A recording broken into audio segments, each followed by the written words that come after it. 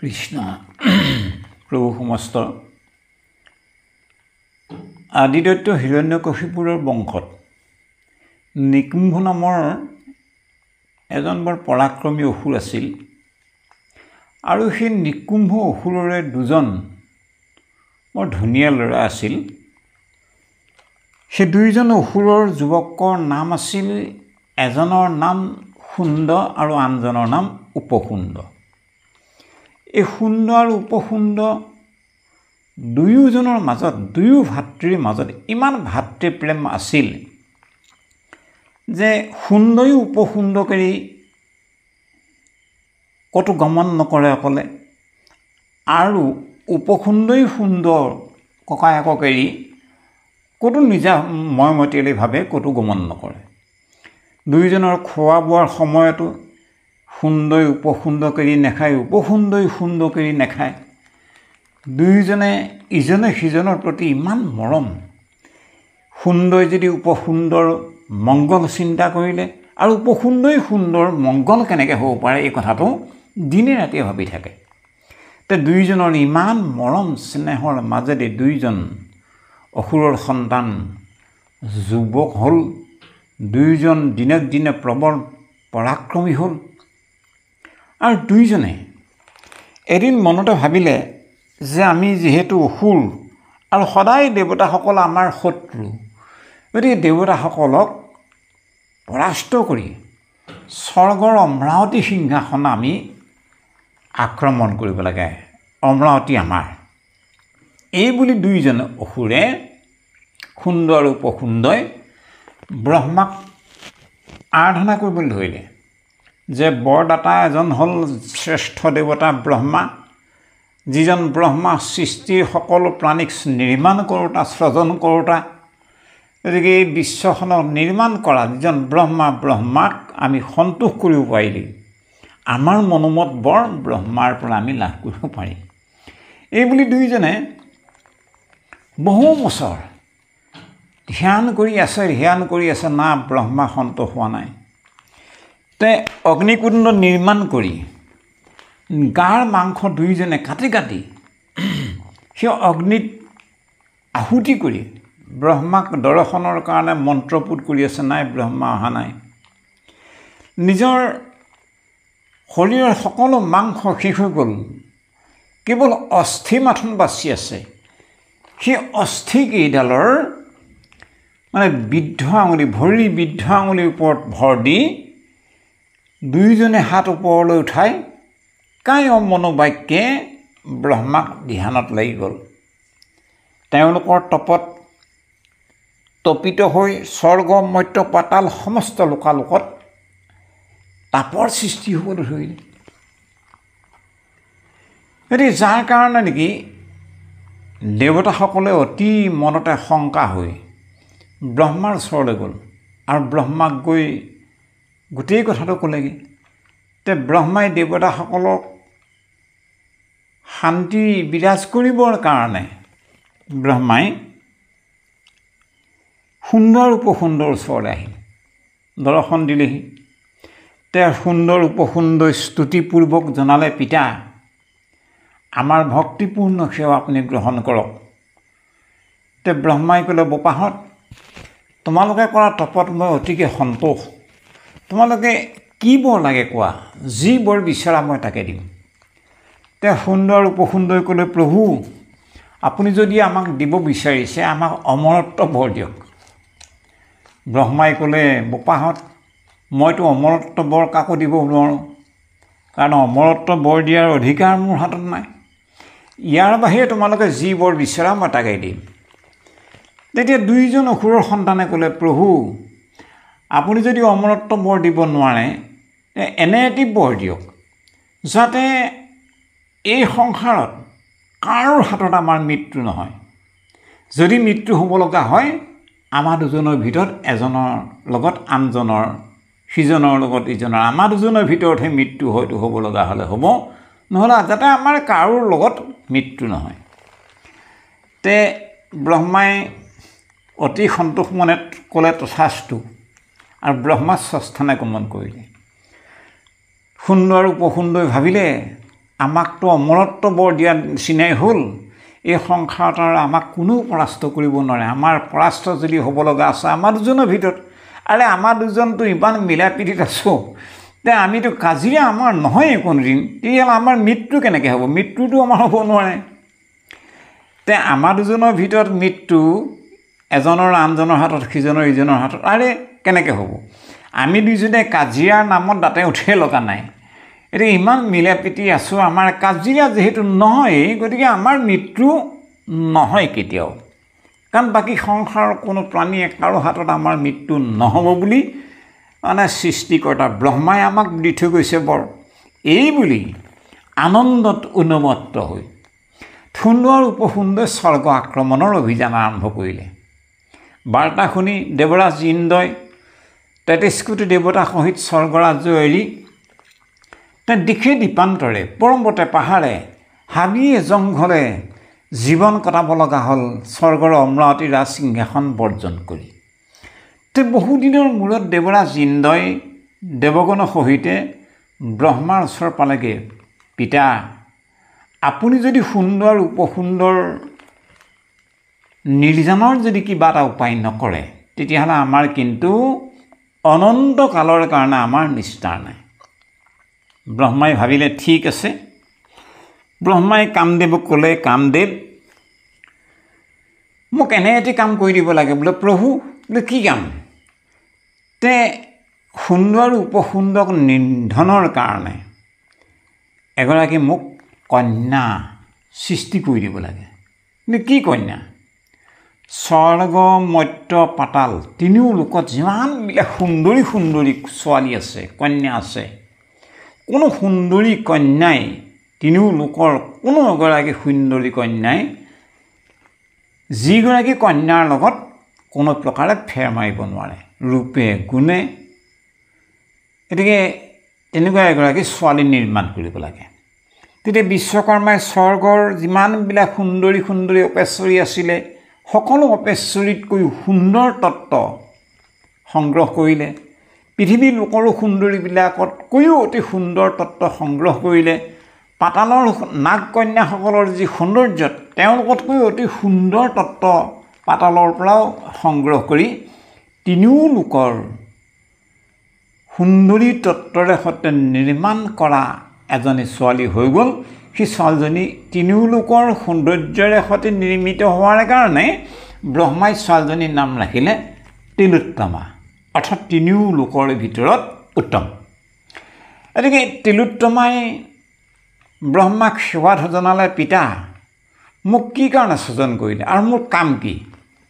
তে ব্ৰহ্মাই ক'লে যে তুমি এনে এটা কাম কৰিব লাগে, যি নৰ্মদা নদীৰ পাৰত সুন্দৰ উপসুন্দৰ স্বৰ্গৰ ৰম্ভা মেনকা আদি লোকসকলৰ সহিতে, সুন্দৰীসকলৰ সহিতে যি অৰণ্যৰ মাজত তে আনন্দত উন্মত্ত হৈ আছে সুৰাপান কৰি, সেই পৰিৱেশত তুমি সেই সুন্দৰ উপসুন্দৰক কটাক্ষ দৰ্শন কৰি দিব লাগে। আৰু তোমাক দেখাৰ লগে লগে তেওঁলোক দুইজনৰ মাজত এক আলোড়নৰ সৃষ্টি হ'ব তোমাক লাভ কৰিবৰ কাৰণে, আৰু দুইজনৰ মাজত কাজিৰা যাতে নিৰ্মাণ হৈ যাব পাৰে, কাজিৰা যাতে লাগি যাব পাৰে, এই কামটো তুমি কৰি দিলেই হ'ব। তেতিয়া তিলোত্তমাই পিতামহ ব্ৰহ্মাক সেৱা ধৰি সেই নৰ্মদা নদীৰ তীৰে তীৰে যি স্থানত সুন্দৰ উপসুন্দৰ সেই স্বৰ্গৰ ৰম্ভা মেনকা আদি সুন্দৰীসকলৰ নৃত্য গীতৰ আধাৰত মত্ত হৈ আছিল, সেই স্থানত গৈ তিলোত্তমাই কাৰ্চিত দৰ্শন দি দিলে। দেখাৰ লগে লগে সুন্দৰ উপসুন্দৰ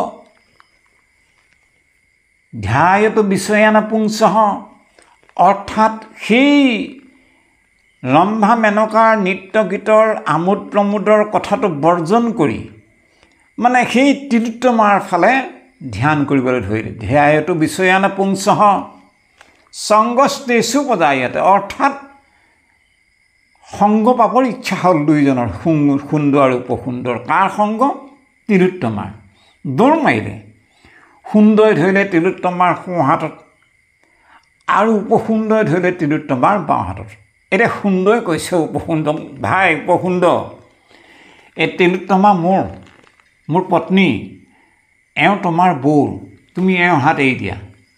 তেওঁ উপসুন্দৰে কৈছে কেলে হ'ব, এওঁ মোৰ পত্নী আৰু এওঁ তোমাৰ বধূ, তোমাৰ বোৱাৰী, তুমি এওঁ হাত এৰি দিয়া। নাই, সুন্দৰে কৈছে নহয় এওঁ মোৰ পত্নী। উপসুন্দৰে কৈছে কিয় হ'ব, এওঁ মোৰ পত্নী। মানে দুইজনৰ মাজত হুলস্থুল লাগি গ'ল।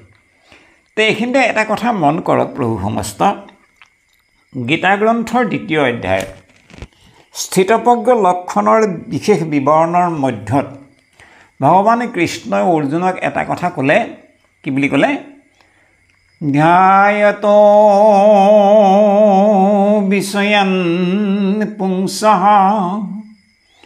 সংগস্তেষু পজায়তে সংগাৎ সঞ্জায়তে কামঃ কামাৎ ক্রোধোভিজায়তে ক্রোধাৎ ভবতি সম্মোহঃ সম্মোহাৎ স্মৃতি বিভ্রম স্মৃতিভ্রংশাৎ বুদ্ধিনাশো বুদ্ধিনাশাৎ প্ৰণশ্যতি বুদ্ধিনাশাৎ প্ৰণশ্যতি। মানে ধ্যায়তো বিষয়ান পুংসঃ সংগস্তেষু পজায়তে। ধ্যায়তো বিষয়ান মানে অৰ্থাৎ সুন্দৰ আৰু উপসুন্দৰ তিলোত্তমাৰ বিষয়ত দুইজনৰ ধ্যান আহি গ'ল, দুইজন আকৰ্ষিত হৈ গ'ল তিলোত্তমাৰ কাৰণে। গতিকে যিজন নেকি তিলোত্তমাৰ সেই সুন্দৰী ছোৱালীজনীৰ ফালে দুইজনৰ মন আকৰ্ষিত হৈ গ'ল, তেওঁলোকৰ মন জাগৃত হ'ল সংগস্তেষু পজায়তে। সেই ছোৱালীজনীৰ সংগ পাবলৈ দুইজনৰ মন অনুমত্ত হৈ গ'ল। সংগাত কি সংগ, কেনেধৰণৰ সংগ পাবৰ ইচ্ছা কৰিলে? সুন্দৰে ক'লে এওঁৰ মোৰ পত্নী, উপসুন্দৰ এওঁ তোমাৰ বৌ, তুমি এওঁ হাত এৰি দিয়া। উপসুন্দৰে কৈছে নহয় দাদা, এওঁ মোৰ পত্নী, এওঁ তোমাৰ বোৱাৰী, তুমি এওঁৰ হাত এৰি দিয়া। এনেধৰণে পত্নীৰূপে সংগ লাভ কৰাৰ মন জাগ্ৰত হ'ল সুন্দৰ আৰু উপসুন্দৰ। এতিয়া দুইজনে যেতিয়া নেকি এগৰাকী সুন্দৰী ছোৱালীক দুইজনেই পত্নী হিচাপে বিচাৰিছে, তেতিয়া সেই তিলোত্তমাই ক'লে, হে বীৰগণ, তোমালোক দুইজনৰ মই কাৰ হ'ব লাগে এই কথাটো তোমালোক দুইজনৰ ভিতৰত নিশ্চিত কৰি লোৱা। মই এগৰাকী ছোৱালীয়ে দুইজনৰ কেনে ক'ম, এতিয়া তোমালোক দুইজনে সিদ্ধান্ত কৰি লোৱা মই কাৰ হ'ব লাগে। তেতিয়া জোৰদাৰ লাগিল। সুন্দৰে কৈছে নহয় এওঁ মোৰ পত্নী, তুমি মোৰ পত্নী। তেওঁ উপসুন্দৰে কৈছে কেলে হ'ব, এওঁ মোৰ পত্নী। সংগাত দুইজনে এতিয়া পত্নীৰূপে তিলোত্তমাক পাব লাগে, এইটো হ'ল তেওঁলোকৰ সংগ। এতিয়া পোৱা নাই পোৱাৰ কাৰণে সংগাত সঞ্জায়তে কামঃ, তেওঁলোকৰ মানে প্ৰত্যেক পল প্ৰত্যেক ক্ষণে ক্ষণে তেওঁলোকে কামনাৰে জৰ্জৰিত হ'ল। এতিয়া পোৱা নাই, তেওঁলোকে ভবামতে পত্নীৰূপে পোৱা নাই, ইজনেও পোৱা নাই সিজনেও পোৱা নাই। কামাৎ ক্ৰোধোভিজায়তে, দুইজনৰ ক্ৰোধ সৃষ্টি হ'ল। ক্ৰোধাৎ ভৱতি সম্মোহঃ, দুইজনৰ ক্ৰোধৰ মাত্ৰা ইমান ঊৰ্ধত গ'ল, তেওঁলোকে মানে মোহগ্ৰস্ত হৈ গ'ল। ক্ৰোধাৎ ভৱতি সম্মোহঃ, অৰ্থাৎ হিতাহিত জ্ঞান তেওঁলোকৰ নোহোৱা হৈ গ'ল। উপসুন্দৰেও ভাবিবলৈ মানে পাহৰি গ'ল এইজন মোৰ দাদা বুলি, আৰু সুন্দৰেও এইজন যে মোৰ ভাতৃ বুলি ভাবিবলৈ পাহৰি গ'ল। কি কৰিম কি নকৰিম এই সিদ্ধান্তটো হীন হৈ গ'ল। সম্মোহাৎ স্মৃতি বিভ্ৰম, তেওঁলোকৰ হিতাহিত জ্ঞান যেতিয়া, স্মৃতি জ্ঞান যেতিয়া নোহোৱা হৈ গ'ল। স্মৃতিভ্ৰংশাৎ বুদ্ধিনাশো, দুইজনৰে যি উত্তম বুদ্ধি, যি সুন্দৰ উপসুন্দৰে কোনো কাৰণত কেতিয়াও জ্যেষ্ঠজনে কনিষ্ঠজনৰ অহিত চিন্তা নকৰে, সদা সৰ্বদাই হিত চিন্তা কৰে আৰু কনিষ্ঠজনেও দ্বাৰা সুন্দৰ কাৰণে সদা সৰ্বদাই হিত চিন্তা কৰে। এই যিটো উত্তম বুদ্ধিৰ যিটো চিন্তাধাৰা, এই চিন্তাধাৰাটো, এই বুদ্ধিৰ কামটো স্মৃতি ভ্ৰংশাত বুদ্ধি নাশো, বুদ্ধি শেষ হৈ গ'ল।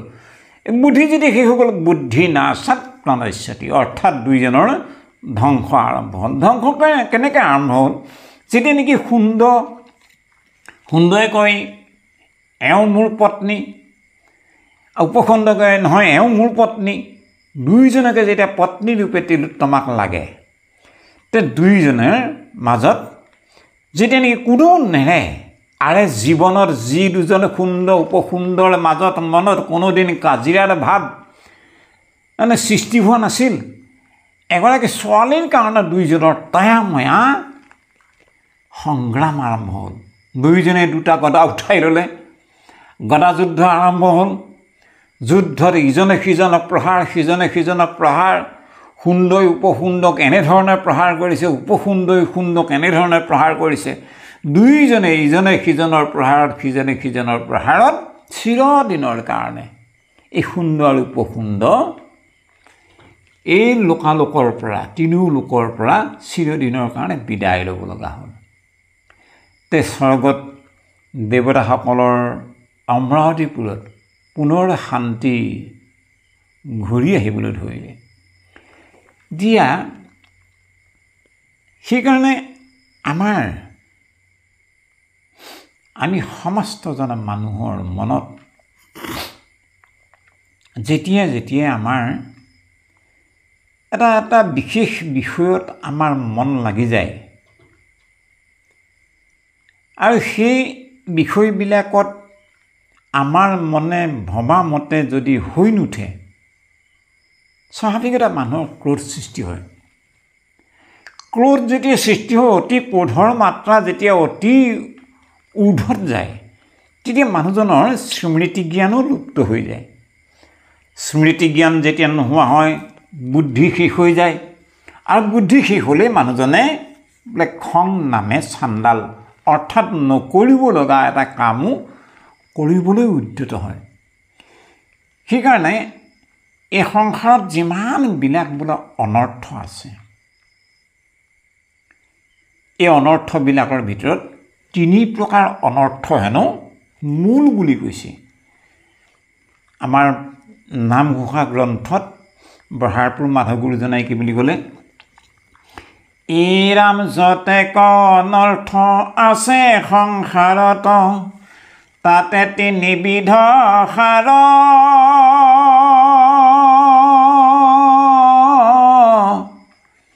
কাম ক্ৰোধ লোভ আপোন নাশন, জানি কৰা পৰিহাৰ। যতেক অনৰ্থ আছে সংসাৰত, তাতে 3 বিধ সাৰ, কাম ক্ৰোধ লোভ মোহ, জানি কৰা পৰিহাৰ। এই কাম ক্ৰোধ লোভ মোহ এইকেইটা হ'ল বৰ ডাঙৰ শত্ৰু আমি প্ৰত্যেকজন মানুহৰ কাৰণে। সেইকাৰণে আমি গুৰু দুজনাৰ আৰ্হি মৰ্মে বিভিন্ন ধৰণৰ আখ্যান উপাখ্যান বা কাহিনীৰ আধাৰত আমি যদি চাওঁ, আমাৰ এই শৰীৰতে 2টা শক্তিয়ে সদায় তোলপাৰ লগাই আছে। এটা শক্তিৰ নাম আত্মা শক্তি আৰু আনটোৰ নাম অনাত্মা শক্তি। এই আত্মা শক্তি বা দেহ শক্তি, অনাত্মা শক্তি বা পশু অসুৰ শক্তি, এই 2টা শক্তিৰ মাজত হোৱা সংগ্ৰামৰ যি হিচাপ নিকাচ, ইয়াৰ নামে হ'ল বুৰঞ্জী। বুৰঞ্জীয়ে কিন্তু বাৰে বাৰে প্ৰমাণ দি আহিছে, সাক্ষ্য দি আহিছে যে অনাত্মা শক্তি অসুৰ শক্তি যিমানেই প্ৰবল নহওক লাগিলে, আত্মা শক্তি বা দৈৱিক শক্তিৰ সন্মুখত সি ধান খেৰৰ জুই নিচিনা। ধান খেৰৰ জুই যিদৰে দপদপকৈ খন্তেকৰ কাৰণে জ্বলে আৰু কেইটামান মুহূৰ্তৰ পিছতে যিদৰে ধান খেৰক জুই নিৰ্জান হৈ যায়, নোহোৱা হৈ যায়, ঠিক এই আসুৰিক শক্তিবিলাকো আমাৰ শৰীৰত এটা এটা মুহূৰ্তৰ কাৰণে এনেধৰণে সি প্ৰজ্বলিত হৈ উঠে, যিটো মুহূৰ্তত যদি আমি বুদ্ধি হ্ৰাস হৈ যায়, স্মৃতি জ্ঞান যদি আমাৰ লুপ্ত হৈ যায়, তেতিয়াহ'লে আমি আমাৰ এই শৰীৰত আমি চিৰদিনৰ কাৰণে নৰক যান্ত্ৰণা ভুগিব লাগিব। তে প্ৰভু সমস্ত আজিৰ কাৰণে আমি এই কথাকেইটা আপোনাসৱৰ সন্মুখত ৰাখিলোঁ। আমাৰ যদি কিবা ভুল ত্ৰুটি হয় আপোনাসৱে ভিতৰ ভিত্ৰ বুলি ভাবি আমাৰ দায়